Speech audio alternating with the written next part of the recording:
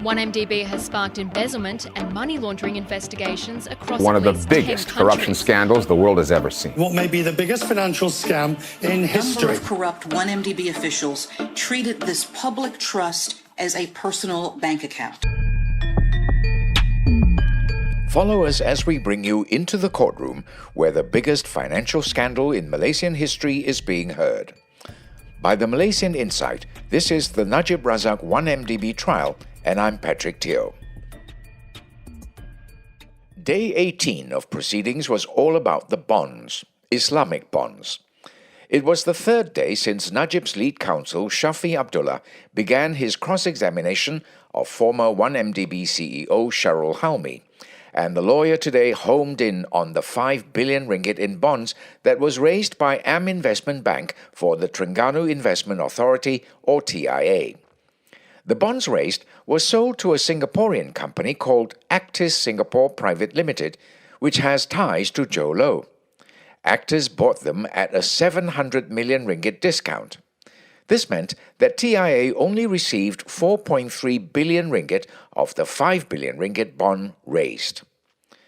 Actis, in turn, sold the bonds back to Malaysian companies such as the Social Security Organisation, SOCSO, the Employees Provident Fund, EPF, and an insurance company at a higher price, thus profiting from the sale.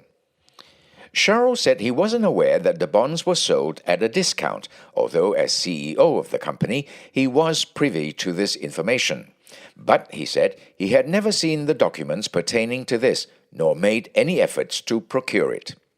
He said the only person who pointed out this discrepancy was Baki Saleh, who was 1MDB's chairman. When AmBank was called in to clarify, Sharul said the bank explained that the market was weak. Hence, the bonds had to be restructured to make it more attractive for investors. This, it seemed, was done with the advice of none other than Joe Low.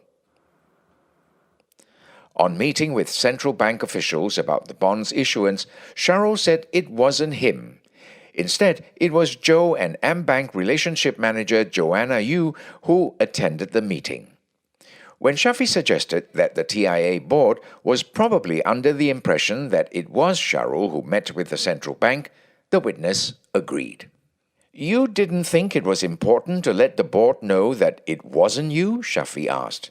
The answer was no.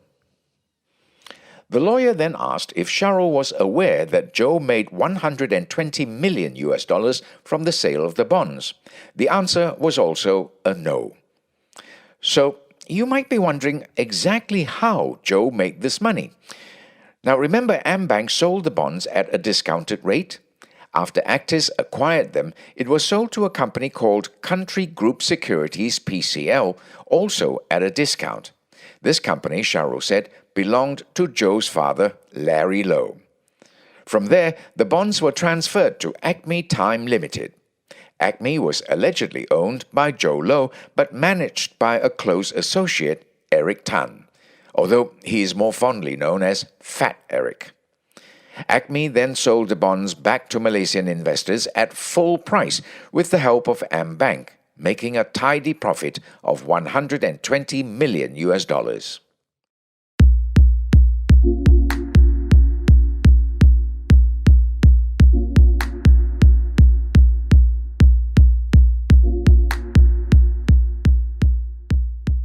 In Sharul's written testimony, which he had read out previously, he described how the Sultan of Terengganu had asked him to sign a resolution. That resolution had ordered the issuance of Islamic bonds for TIA to be suspended. The Sultan had seemed angry and had mentioned something about an unsavory character. But despite the Sultan's orders, Najib had calmly told Sharul at his private residence in Langgat Duta, "You go ahead. I will talk to Tuanku." Shafi tried to suggest that perhaps what Najib meant by "you go ahead" was to tell Sharul to go home and not proceed with the bonds issuance. But the witness had no doubt in his mind that what the former finance minister had meant was to proceed with the issuance. But Shafi would not let this go. He asked if Sharul told Najib he was heading home after the meeting. This was met with a retort. That's not something I'd tell the Prime Minister.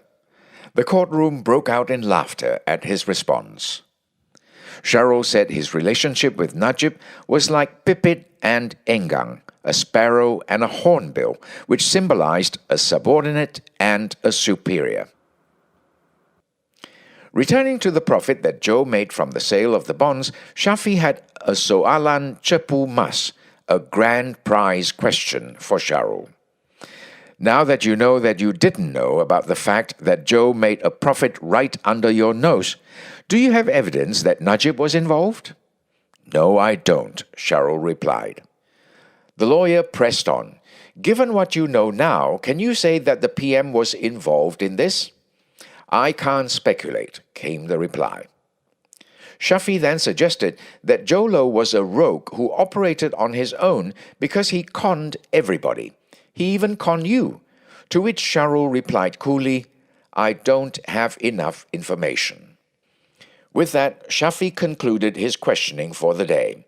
He told Judge Colin that he will try his best to finish cross-examining Sharul by the end of next week. This podcast was brought to you by the Malaysian Insight. The team behind the Najib Razak 1MDB podcast are Revati Supramaniam, Yap Pek Kwan and Yvonne Lim. Timothy Acharyam and Beat Hong provided additional reporting. And I'm Patrick Teo.